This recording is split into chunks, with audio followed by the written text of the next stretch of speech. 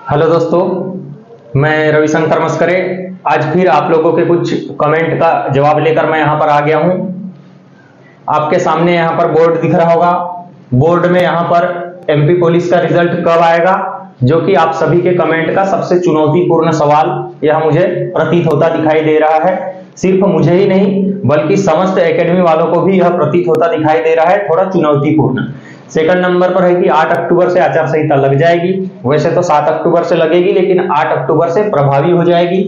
यदि result late होता है तो क्या कट ऑफ 160 प्लस चला जाएगा। कम नंबर है तो फिजिकल करें या नहीं करें। अदर स्टेट वाले रोजगार पंजीयन कैसे बनाएं। यदि मध्य प्रदेश वालों का भी रोजगार पंजीयन नहीं है तो वो कैसे बनाएं। लॉन्ग जंप, रनिंग और गोला फेंक में लगभग कितने नंबर लाए कि हम अपने आप को थोड़ा अच्छा महसूस करें कि हम कट ऑफ के पार जा सकें। चलिए, मैं रविशंकर मस्करे अपने इस वर्दी वाले चैनल पर आप सभी का हार्दिक स्वागत, वंदन एवं अभिनंदन करता हूं। उम्मीद है कि आज का सेशन आपको बहुत अच्छा लगेगा, क्योंकि मैं आज आप सभी को इसकी थोड़ी सी डीपली जानकारी देने वाला हूं।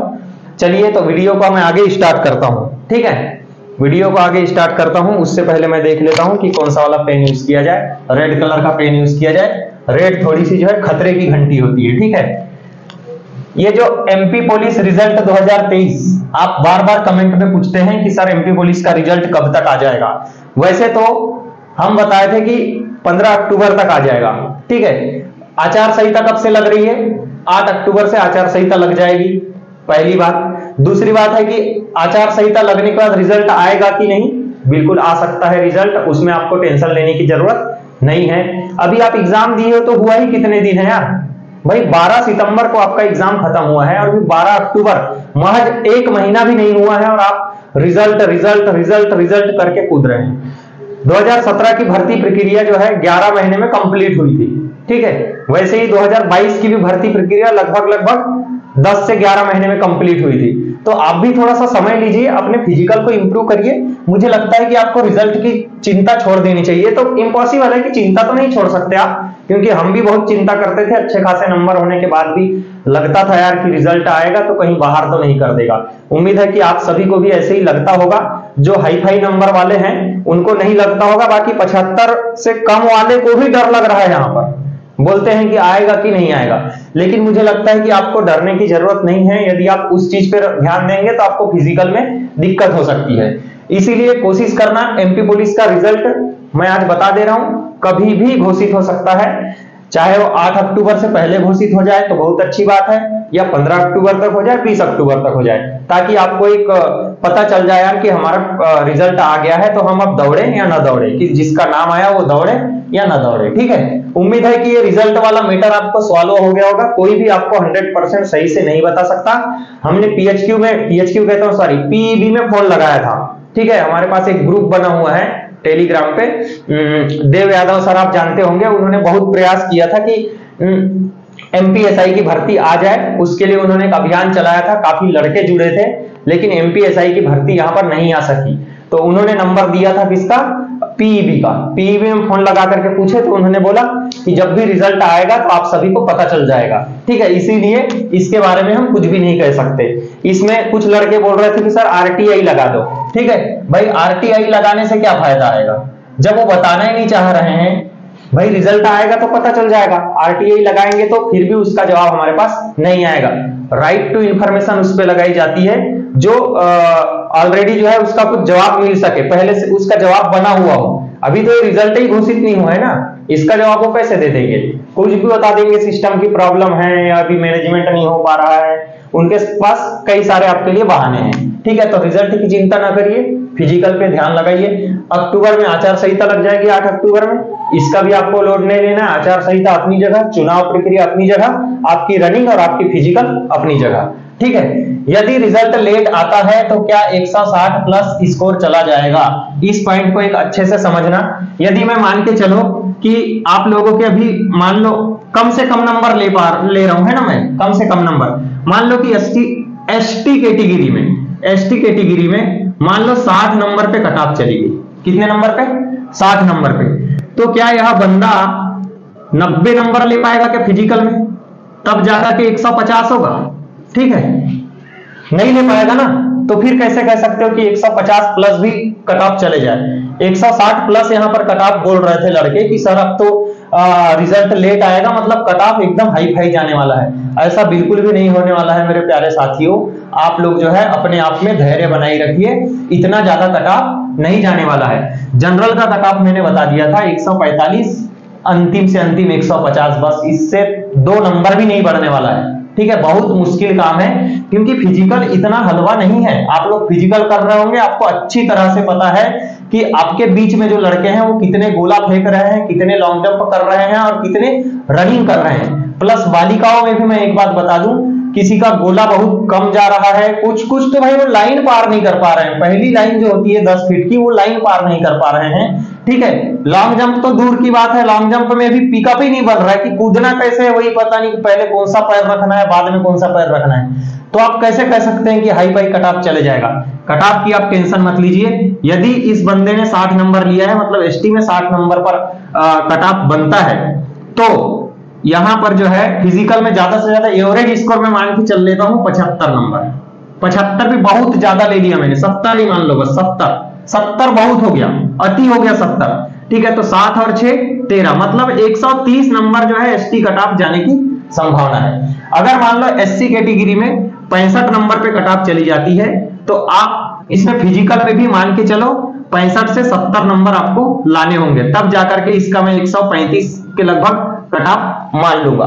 ठीक है, यदि ओबीसी कैटेगरी में मान लो 66-67 कुछ चला गया, अब देखो 66-67 चला गया, इसका मतलब ये नहीं कि 60 नंबर वाले तैयारी करना छोड़ देना, क्योंकि 60 नंबर वाले को बहुत चांस है, जो प्रोपोर्शनेट मार्क होता है उसमें आपके 3-4 नंबर बढ़ जाएंगे, नॉर्मलाइजेशन में 2-3 नंबर बढ़ करके आप इस तक पहुंच सकते हैं। ठीक है, इसीलिए 60 प्लस वाले 100% तैयारी करना है, बिल्कुल भी नहीं छोड़ना है, चाहे कुछ भी हो जाए किसी भी परिस्थिति में। और यदि आप दिल से हार चुके हो, आपका दिल टूट चुका है, दिमाग टूट चुका है, तो आप फिजिकल छोड़ सकते हैं इजीली। उसके लिए भी आपको बताऊंगा कि जो फिजिकल नहीं करना चाह रहे हैं वो क्या करें। ठीक है, तो मान लो 67 नंबर इनका चला गया है, तो फिजिकल में इनको भी वही मतलब 70 प्लस कर लेना चाहिए मेरे हिसाब से।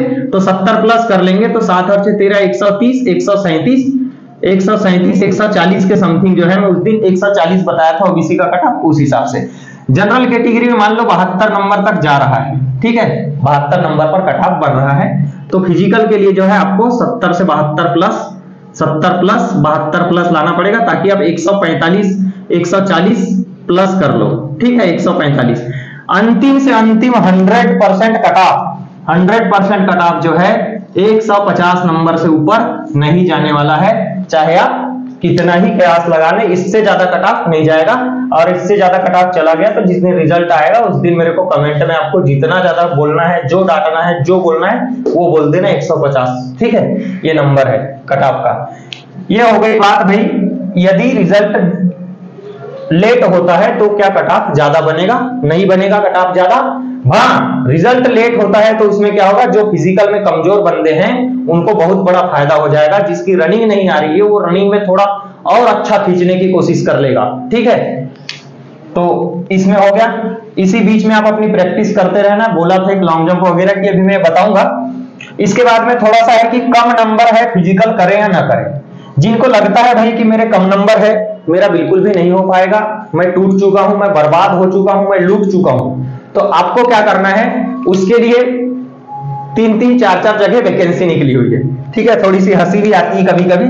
ठीक है, 3-4 जगह वैकेंसी निकली हुई है। सबसे पहले 1 मिनट, सबसे पहली चीज तो जस्ट मिनट है ना, मैं इसको मिटा लूं ताकि यहां पर मैं आपको लिख करके बता दूं कि जिनके कम नंबर है और जो चाह रहे हैं कि नहीं सर मुझे तो फिजिकल करना ही नहीं है, तो वो क्या कर सकते हैं। उनके लिए एक बढ़िया ऑफर है। अभी ऑफर क्या कहना चाहिए, मौका है, अपॉर्चुनिटी है। यूपी पुलिस, ठीक है, यूपी पुलिस में जो है अभी अगले ही महीने 52,600 के समथिंग यहां पर वैकेंसी आने वाली है। कितने वैकेंसी आने वाली है? 52,600 के समथिंग वैकेंसी आने वाली है। कल के वीडियो में ही मैंने बताया है कि इसके लिए योग्यता आपकी 12वीं पास है। आप यदि 12th पास है तो इजीली यहां पर फॉर्म भर पाएंगे। कौन कौन फॉर्म भर सकता है? तो हर राज्य के बच्चे इसमें फॉर्म भर सकते हैं। हाइट की बात करें तो जो मध्य प्रदेश पुलिस की हाइट है सेम यूपी पुलिस की भी हाइट है। सैलरी की बात करें, सैलरी थोड़ा सा यहाँ पर ज्यादा है, 30,000 रुपए जो है, 30,000 प्लस यहाँ पर आपको सैलरी इन हैंड मिलेगी, ठीक है, फर्स्ट सैलरी। इसके अलावा यदि मैं बात करूं एज की बात करूं तो अदर स्टेट वाले जब यूपी में जाएंगे तो जनरल कैटेगरी का कहलाएंगे और 18 से 22 ईयर इनकी एज होनी चाहिए। कितनी ईयर? 18 से 22 ईयर तक की एज इनकी होनी चाहिए, ठीक है। तो उम्मीद है कि समझ गए होंगे। यूपी पुलिस के लिए आप तैयारी कर सकते हैं। मैंने इसके लिए आपको बैच भी बताया था, कौन सी वाली बैच आपको लेना है।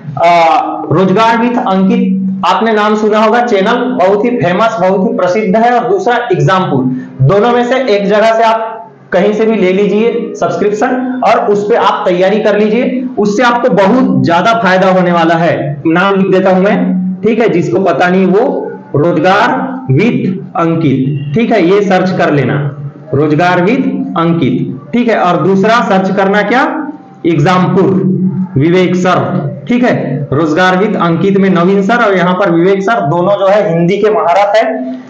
कहीं से कहीं तक कुछ नहीं कहा जा सकता, इससे बाहर कुछ आ ही नहीं सकता। उसके पीछे रीजन ये है कि मैं एमपीएसआई की तैयारी कर चुका हूं, तो उसमें क्या है, इनकी जो रोजगार विथ अंकित में जितने सारे हिंदी के प्रैक्टिस सेट्स हैं, लगभग 293 सेट अभी तो नवीन सर के रखे हुए हैं उसमें, उनको प्रैक्टिस सेट कोई लगा लेना, उतने में ही आपकी हिंदी क्लियर हो जाएगी। इसके अलावा मात्र 600 रुपए में यहां पर भी और यहां पर भी आपको बैच मिल जाएगा।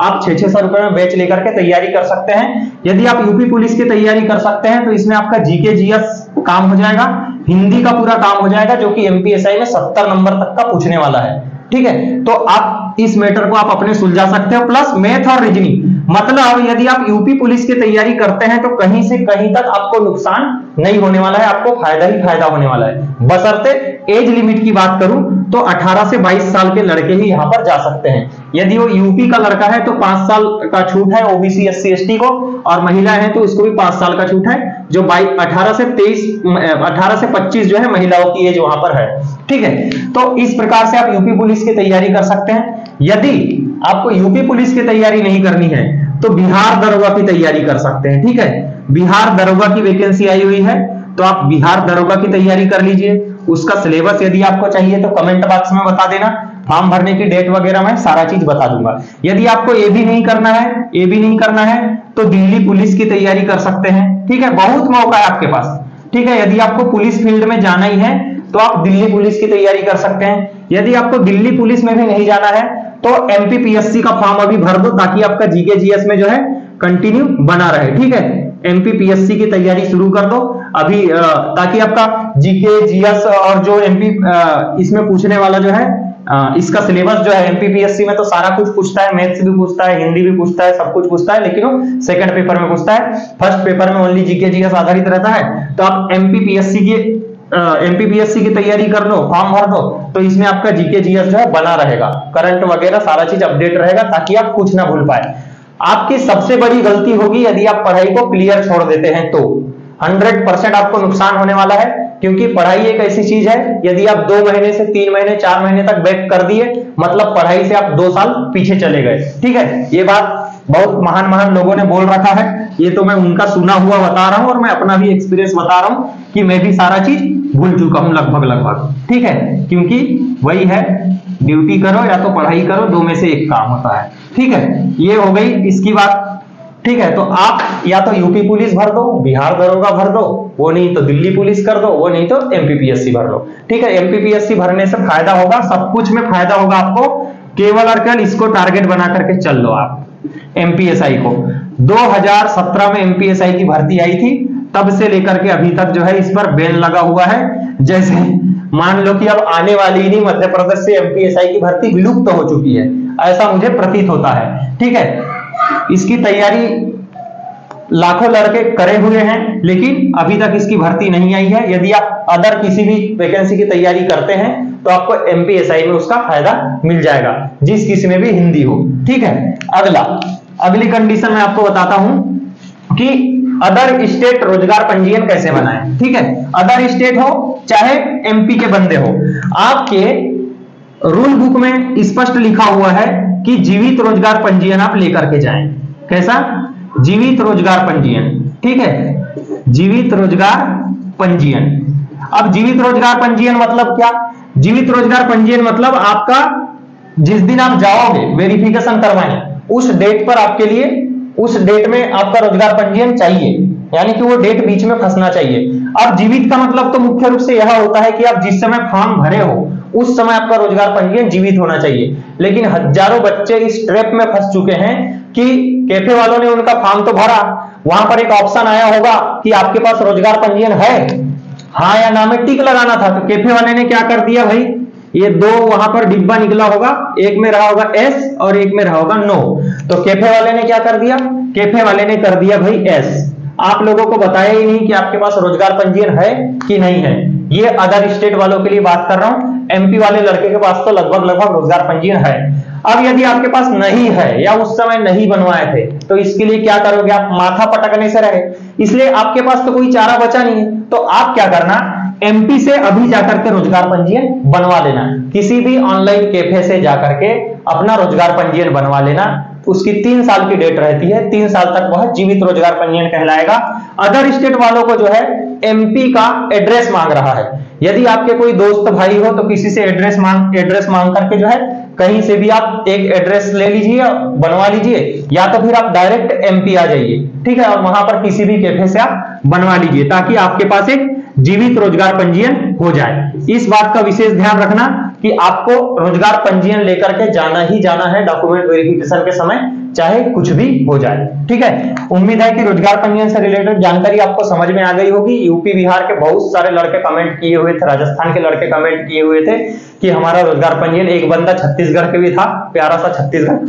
तो जो है आप इस बात को ध्यान रखें कि आपके पास जीवित रोजगार पंजीयन होना अनिवार्य है। अब कुछ लोग अभी कमेंट करेंगे कि सर हमारे पास तो पहले ही नहीं था, फॉर्म भरते समय तो नहीं था, तो वो तो गया, काम निकल गया। अब जो आगे काम आने वाला है कम से कम उतना तो रखो, क्योंकि वहां पर ऐसा नहीं लिखा है आपके रूल बुक में कि एग्जाम फॉर्म भरते समय आपके पास जीवित रोजगार पंजीयन होना चाहिए।